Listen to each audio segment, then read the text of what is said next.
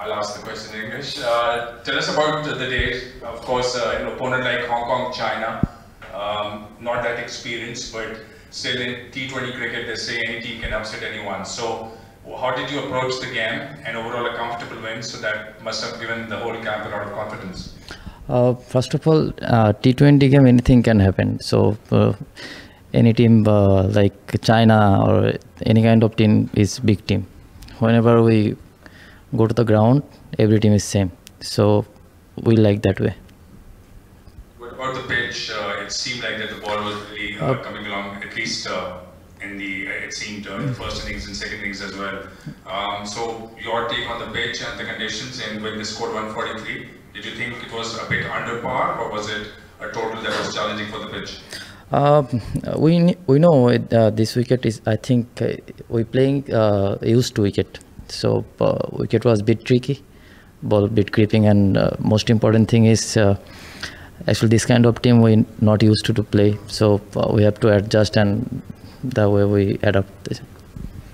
Overall, you've got some really nice, like world-class players, both in the batting and the bowling department, and the team's done fairly well recently. Some results have not gone your way, but you've also won some big series, including against Pakistan. So the preparations coming into the tournament, how do you see them? And you think the recent competitive games would help you throughout the tournament? As you mentioned, every team is like a big team. Whenever we go to the ground, just we try to focus our process, and yes, our bowling attack. Obviously, it's world-class attack. There is everyone is most experienced, so hopefully we will do better.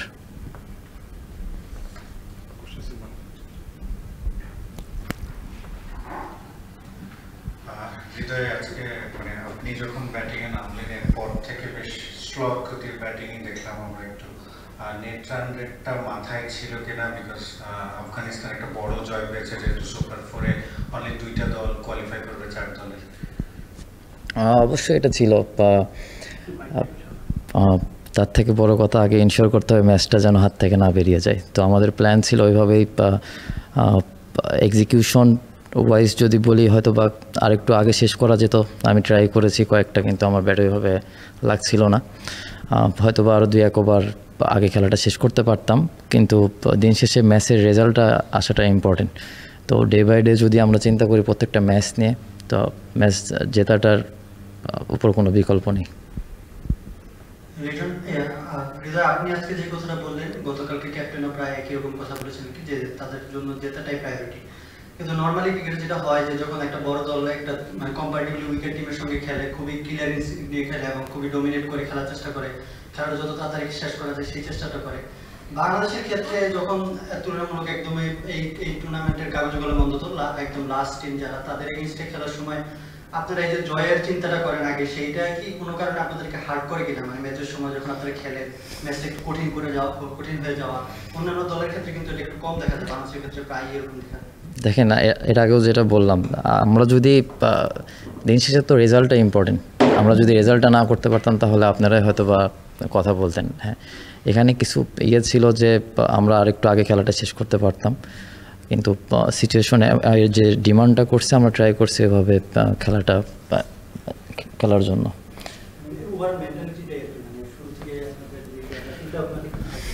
ভাই আগেও যেটা বলেছি, আমাদের mentality এবং as a player যারাই খেলবে তারা সবাই চাইবে যে মাঠে গিয়ে জেতার জন্য। তো আমরা জেতার অ্যাপ্রোচ নিয়েই যাই। এখানে অনেক কোশ্চেন যদি থাকে আসবে, তা দিন শেষে ম্যাচটা যে রেজাল্ট আমাদের পক্ষে আসছে এটা ইম্পর্টেন্ট আমাদের কাছে। হৃদয়, গত কিছু ম্যাচে আপনি একটু স্ট্রাগল করছিলেন, ব্যাটিংয়ে রান পাচ্ছিলেন না বা হচ্ছিল। আজকের ব্যাটিংটা আপনি আপনার নিজের থেকে কতটা এনজয় করেছেন বা কতটা তৃপ্তি বোধ করেছেন, বা আসলে আপনার উন্নতির জায়গাগুলো কি দেখছেন? উন্নতির জায়গা তো অনেক আছে, ট্রাই করছি উন্নতি করার, আর ডে বাই ডে আমি আমার হাতে যেটা আছে আমি ট্রাই করে যাচ্ছি। স্ট্রাগলিং করছি, ওয়ার্ল্ডে যত প্লেয়ার আছে সবাই করে কম বেশি, আমিও করছি। হয়তো বা ইনিংসগুলো বড় করতে পারছি না, 2টা এমন ইনিংস গেছে যে 2-3টা 30 আউট হয়ে গেছি। তো ট্রাই করছি যে এখান থেকে জাস্ট একটা স্টেপ যদি আরেকটু ভালো নিতে পারে, জাস্ট 2-3টা বাউন্ডারি, তাহলে হয়তো বা খেলার সিনারিওটা চেঞ্জ হয়ে যাবে। আমি আবার ম্যাচেই যাচ্ছি আর কি। আমাদের লক্ষ্য যেখানে চ্যাম্পিয়ন হওয়া, সেটা আমরা বলেছি এসেছি দেশের কাছে, সেখানে যদি অংশগ্রহণ যদি আমরা জেতাটাকে মেইন টার্গেট করি, সেখানে কি মনে হয় না যে আসলে আমরা চ্যাম্পিয়ন হওয়ার জন্য কতদূর যেতে পারবো?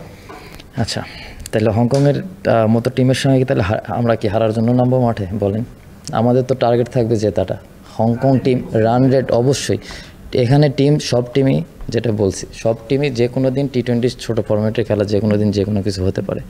তো আমরা ওইভাবে চেষ্টা করেছি। হ্যাঁ, হতো আরেকটু, আমি যদি আমার 2-1 বাউন্ডারি পেতাম, ট্রাই করেছি, হয়নি। আশা করছি সামনে যদি সুযোগ আসে ট্রাই করবো ইনশাল্লাহ।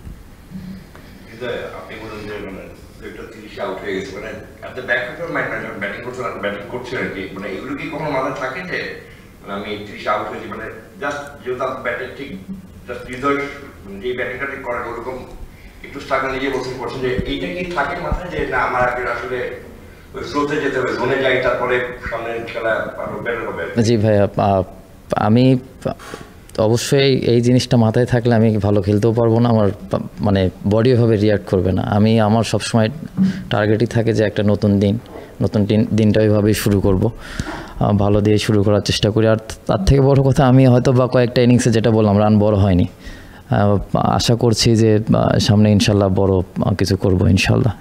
একই মানে একটা গ্রাফে তো কোনো প্লেয়ারে যেতে পারে না, আমি হয়তো বা একটু স্ট্রাগলিং করছি, তো আশা করি যে সামনে অপরচুনিটি আসলে আমি আমার বেস্ট ট্রাইটাই করব। প্রথম ম্যাচ শেষে আপনাদের আফগানিস্তানের সাথে 3.7 রানের ডিফারেন্স, এটা আপনি কি মনে করেন যে পরের ম্যাচে আপনাদের এটা বাড়তি চাপে ফেলবেন? আমার কাছে তো এরকম মনে হয় না।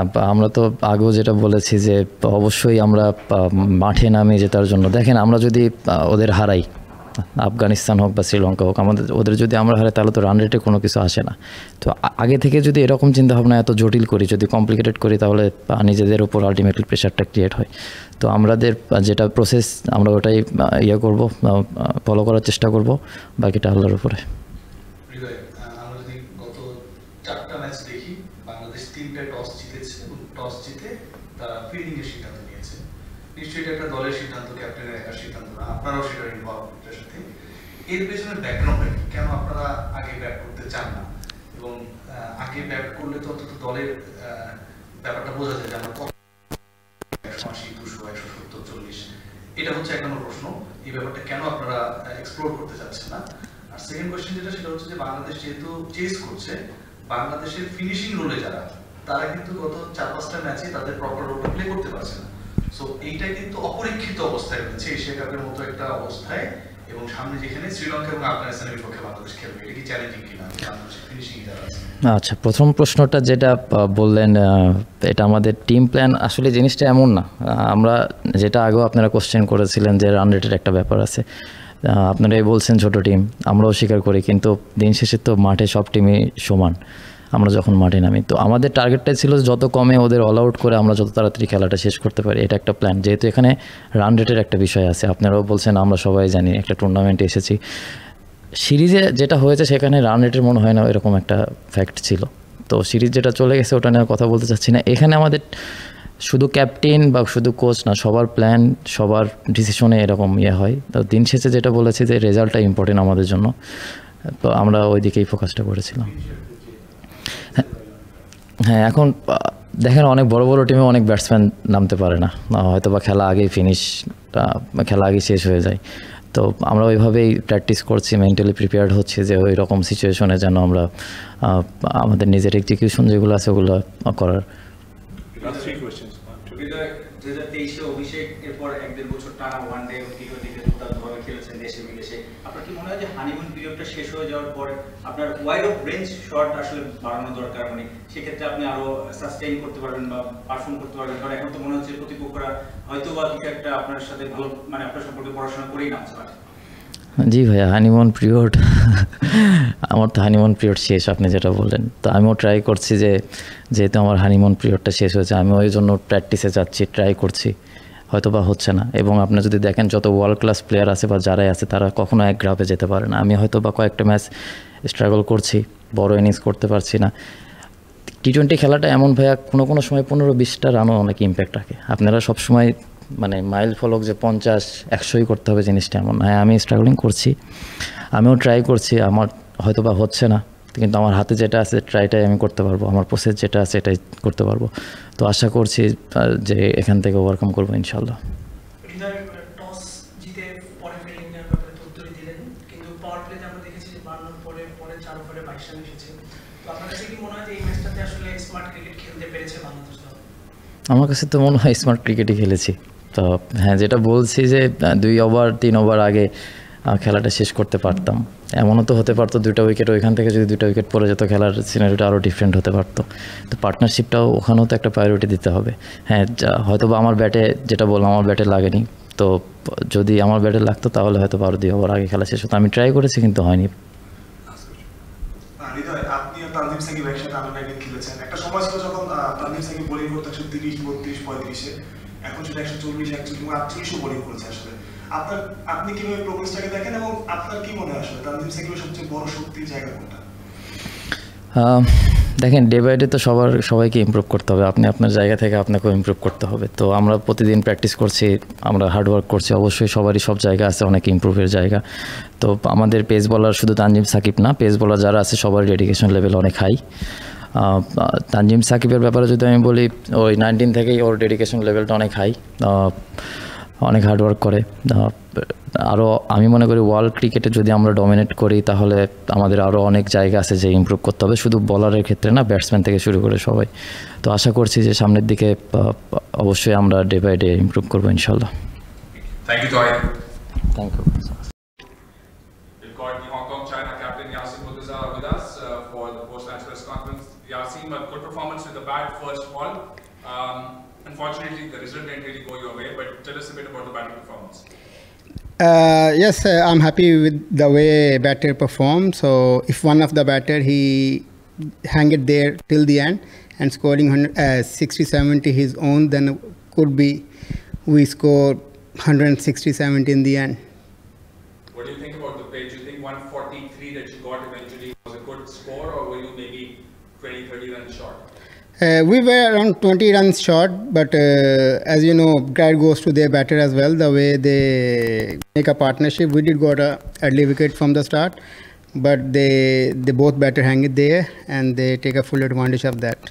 In terms of the experience for the team, playing in such a massive tournament with such formidable opponents, what all you've played in those 2 games, and what all to look forward to when you play your next game against Afghanistan? Against Sri Lanka. Yeah. As you know, it's just playing like Asia Cup is like dream come true. So we have got few experienced players, but I'm really happy for those who were really young. Like we got Wahid, he's like 2022. We got Kalhan. So it's really good experience for those players. So I'm very happy for that for them. So I'm really looking forward how they react once we go back.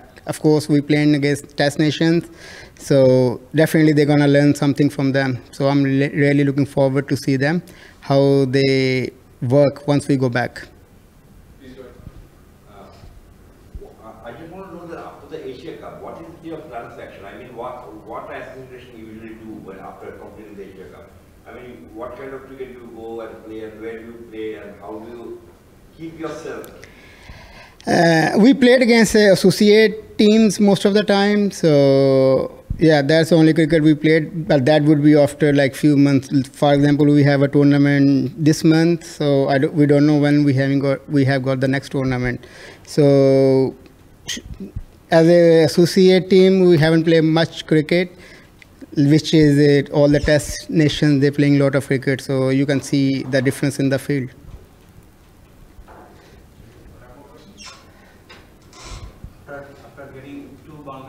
What was the thinking of your team?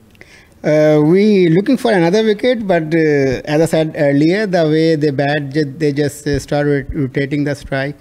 So they make a good partnership. That's why they put the game aside. If you sum up the tournament, of course, still one more game to go. What will you try and achieve? What will the plan be for the last game? Will you try to give exposure to the players who haven't played yet? Or you think there's still more things that Hong Kong China can achieve outside the experience and exposure for the players? It's too early to say anything. We still got 3 days, so when I meet the coach, then we will see where we stand. Thank you very much and all the best for the game. Thank you so much. Thank you.